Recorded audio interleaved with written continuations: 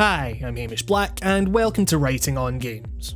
So, over the New Year break, after spending an unhealthy amount of time nitpicking games I really didn't like, I decided I was going to focus on stuff I enjoy, work through the hefty backlog I've built up. Resident Evil 7, Divinity Original Sin 2, maybe revisit Nier Automata, transcendent experiences. But no, instead my dumbass has found myself using what little time I have to compulsively return to what many consider to be the worst game ever made, so fundamentally broken that it was removed from Steam of all places. And what's perhaps most surprising about my time with Ride to Hell Retribution is that, well, I've kinda been having a blast with it.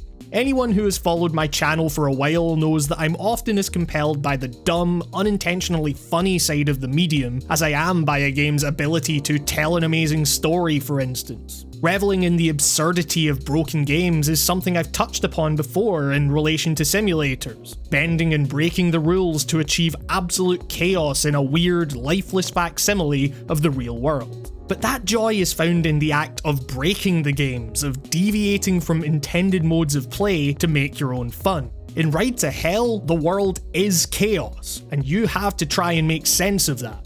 It's trying to navigate the idea that human beings made this and someone approved its release. It's trying to establish any kind of larger context for what it is you're witnessing. Whatever glimpses of the game's original vision you can see through the cracks, and by extension the idea that you're building up your own mythos about the game as you go, has made my time with Ride to Hell so strangely enjoyable in its own messed up way. Don't get me wrong, you know that it's awful and you probably shouldn't play it even if you could buy it. But it's that special kind of awful, the kind that sucks you in. Less so bad it's good, and more so not of this world that the metrics of good and bad don't seem to fit. From the straight and narrow roads you're forced down, to the fact that they're also debris-ridden construction sites half the time, with infinity tankers blocking your way, to the physics-defying power slides, to the broken AI, to the first QuickTime events I can think of that actually take more time to execute than the normal moves you pull off, to the other QuickTime events you can just ignore, to the plot that makes absolutely no sense, to the fully clothed sex scenes that happen for no reason. It's impossible to pinpoint any one thing that makes this game so otherworldly woeful. Every broken element of the game's design feeds into another glaring issue, meaning that almost literally every moment had me chuckling to myself as much as it had me questioning how the hell we got here,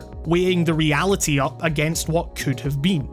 See, there absolutely was a vision here. You can see it in the clearly developed towns and cities lying just outside the boundaries of your empty hub area, or the claustrophobic instances during missions that the game forcefully imprisons you within. All indicative of what was, over the course of 5 long years, built to be an open world that heightened player choice, and somewhere along the way ended up railroading players into one of the most absurdly linear experiences one could imagine. Even beyond the mechanical side of things though, it feels like the developers had influences they were trying to represent and pay homage to in the game's look and feel. The over-the-top violence, the cheesy voice acting, the painting of bikers as anarchistic rogues, the vignette sort of film grain effect in the cutscenes. It all lines up with the aesthetic of B-movie schlock like Hell's Angels on Wheels, for example. I just don't think they quite intended to create possibly the ugliest game ever made in the process. What's clear is that this isn't the work of some dingus sticking an asset flip on Steam. A large team put half a decade into Ride to Hell. The developers here obviously didn't want to make a bad game. And as with any B-movie worth its salt, the joy lies not in ragging on incompetence, quite the opposite. It's trying to establish a narrative, something which Ride to Hell makes tantalizingly difficult. So much of the story surrounding this game is speculation based off of a scant video, a rare piece of pre-alpha footage, a short interview. There's remarkably little information out there regarding this game's production. Developer Eutechnics has, understandably, completely distanced themselves from the game. Outside of the somber, musicless credits, no one wants to attach their name to this. On top of that, a lot of the web resources surrounding the game's announcement and release have already been lost to time. It all means that any question of how did this get past anyone's quality filter only meet with more questions and very few answers. It says a lot that one of the most comprehensive pieces I can find on the game's development is a blog post from a developer who wasn't involved yet felt forced to comment because his team's game bore some surface level similarities to Ride to Hell. Think about how wild that is. Ride to Hell was so cataclysmically bad that it potentially threatened the sales of other unrelated games.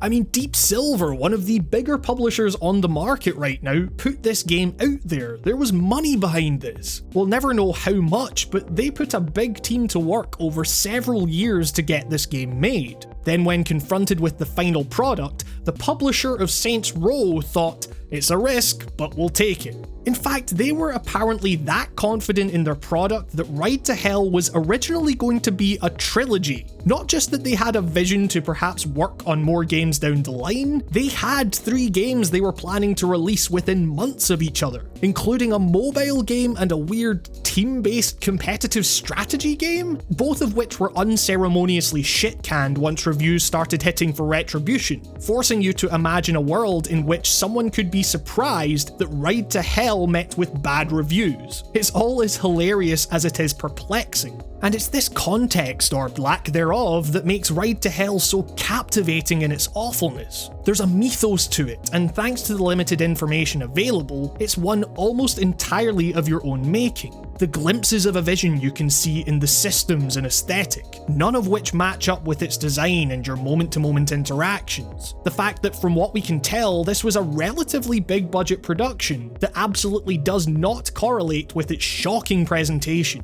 The confidence with which the publisher viewed the product, making you wonder what it was they saw in this game to begin with. All culminating in the fact that all we have are those glimpses, those from what we can tells, that require us to fill in the blanks. The reality of the situation is likely as mundane as Fish talks about in his piece, organisational blunders leading to financial and time constraints, with Deep Silver probably wanting to make a return on their investment. The fact that we don't know for sure what went down though makes the theorising we're forced to do as we play feel all the more satisfying. You know, Ride to Hell got me thinking about the poor people in that studio working on something they likely knew was doomed. It got me crafting my own stories about the decisions that were made on an individual level that affected other individuals. It had me envisioning the programmer being told, "We've got to hit this deadline, man, just go with what you've got." And the dude shouting, "Wait, the models still have their clothes on." It got me thinking about the creative director waking up one day and thinking, "Shit, I've got to do an interview and spin this train wreck." In short, the fact the game is so broken had me considering the humanity behind its production in the same way the best B-movies do, far more than any polished product.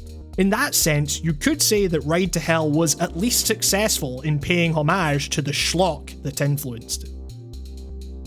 So I hope you enjoyed my little piece on Ride to Hell. It's daft, I know, but I've genuinely had a good time playing this game, and I wanted to ramble a bit as to why. If you like what I'm doing here, maybe consider hitting subscribe as well as the little bell thingy, and check out the podcast in the description. If you feel like going the extra mile, however, you can always check out the Patreon like these wonderful folks currently on screen. I cannot thank each and every one of my patrons enough for your support. You really allow me to keep doing this. In particular, I'd like to thank Mark B. Writing, Michael Wolf, Artyom Vitsyuk, Spike Jones, Vasily Hrebinka, Marcello Maciel, Chris Wright, Dr. Motorcycle, Harry Fuertes, Hamigas, Travis Bennett, Zach Casserly, Samuel Pickens, Tom Nash, Shardfire, Philip Lange, Rob, Rusty Shackelford, Anna Pimentel, Jesse Ryan, Brandon Robinson, Diego Fox Obuza, Justin's Holderness, Biggie Smith, Peter, Christian Kuhneman, Camel Traffic, Nico Bleackley, Nicholas Ross, and Charlie Yang.